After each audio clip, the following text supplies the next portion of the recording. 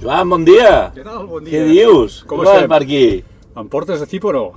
Sí, home, va, vinga, va. Puja.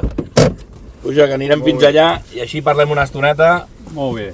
Perquè Hem aquest vingut any, a veure el Parc Taulí, que és un dels espais que amb els que treballeu. treballem, que molt bé. arreglem el nostre equip de jardineria i també m'agrada, és un espai molt agradable també. Molt bé, molt bé. Com va? Molt bé. Com ha anat molt això? Contents. Bé, bé. Bé? Ja han passat primera part de les festes. Sí, home, ja ho tenim colla Prou bé, avall. família. Sí, i ara ja ve el cap d'any que també és un... Teniu molta d'allò de família, molta família... Sí, des de que, bueno, els pares ja no els tinc, ja no tinc cap dels pares, llavors amb els germans sí que fem una trobada, mantenim el Sant Esteve, que és una tradició, germans i nebots, vull dir que també... Sou molta tropa? Quan som tots 17. Déu-n'hi-do. Sí, ja comença a haver parelles de nebots. Bueno, clar, a més les noves generacions van arribant. Clar, no venen crios de moment, però parelles sí que va venir alguna, vull dir que... Està bé. Bueno, al final és allò de... Malauradament van marxant uns, sí, ja relleu. Afortunadament es van incorporant de nous, però bueno, això al final passa en totes les... Ets molt de Nadal per això?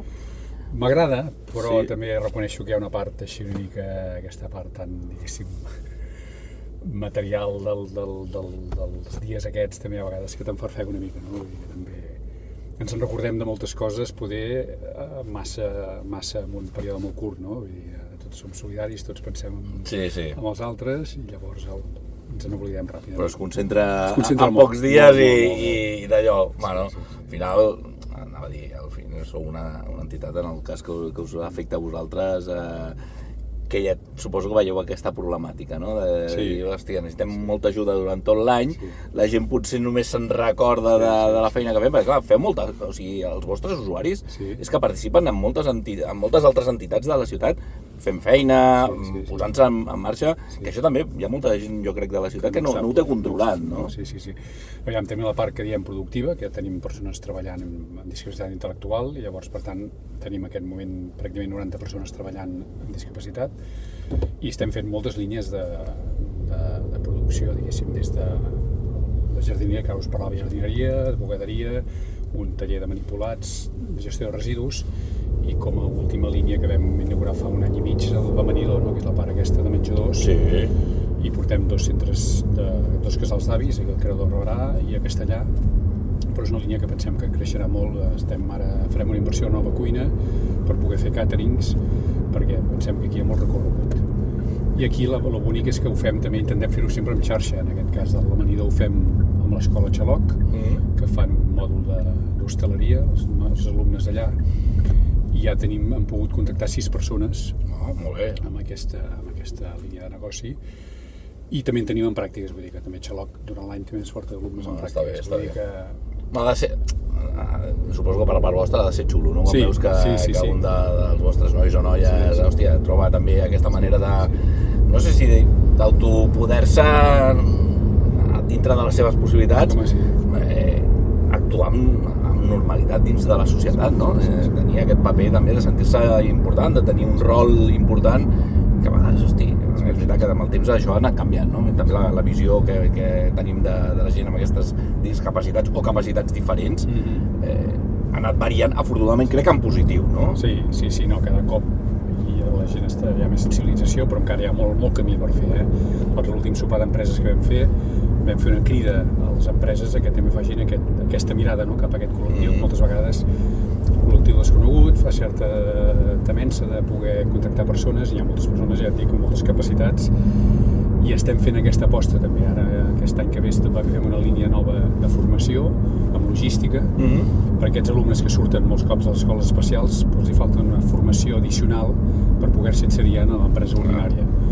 I hem aconseguit uns fons del projecte Singulars per poder fer un curs de logística, i també hem pogut contractar una persona, un insertor laboral, que diem que intentarem que aquesta persona trobi llocs a l'empresa ordinària, que realment és l'objectiu final. Nosaltres tenim un centre especial de treball que està bé perquè donem feina, però l'objectiu final és, en molts casos, poder inserir la persona en l'empresa ordinària, perquè molts tenen capacitats de fer-ho, no? Per exemple, a l'amanidor tenim alguns dels alumnes aquests que estan treballant que volem que facin aquest pas, perquè els veus clarament que poden fer-lo, no?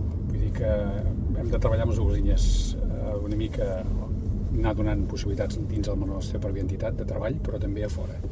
I és una aposta clara que estem fent, que comencem ara, ja et dic, amb aquests nous fons que ens venen, per poder fer aquesta feina. I a tot això, ara us emboliqueu una mica més, sí. I el dia 31 esteu de ple, aquest any sou part dels grans protagonistes de la Cap d'Any Reis, que m'imagino que també ha de ser una il·lusió especial. Molt. Parlem primer pels que no sàpiguen d'aquesta part solidària que té la cursa, com sempre l'ha tingut, que aquest any va destinat a la gent de Tipo, a l'entitat que presideixes, però que també, com dèiem, els usuaris de Tipo també participaran activament dins del que és tot el muntatge previ i també durant el dia, no? Sí, una mica l'acord que tenim amb els organitzadors, amb el We Run Team, que es diuen l'associació, que és una gent molt ferma i que aprofito per dir-ho, amb molta empenta, i que vull dir que realment han fet una aposta molt important per aquesta cursa, i demanen, i és com només no pot ser d'una altra manera, col·laboració de l'entitat, en aquest cas Tipo, que és la beneficiària aquest any. Doncs des de 10-15 voluntàries que tindrem treballant tot el procés, perquè estan fent les bosses avui, llavors de l'entrega dorsals, etc. Vehicles, tenim també els vehicles a nivell logístic que també cedirem de l'entitat. Per tant, estem col·laborant i és que no ho veiem d'una altra manera, llavors és l'única fórmula de poder que això funcioni. Funcionaria sol, però a més si té aquesta vessant solidària, evidentment té un plus, no? I a més hem arribat a un acord, jo també formo part de la plataforma Vàlua, estic a la Junta, que això ja repeteixi a partir d'ara cada any amb una entitat diferent de la plataforma Vàlua. Alguna de les entitats, no? De socials de servei. Per tant, aquesta cursa s'està convertint una mica en la cursa Vàlua, no? També perquè, com sempre, aquest esperit de xarxa, de treballar conjuntament amb altres entitats, va amb aquesta línia, no? De poder sempre obrir-ho a totes les entitats que treballem amb col·lectius vulnerables, no?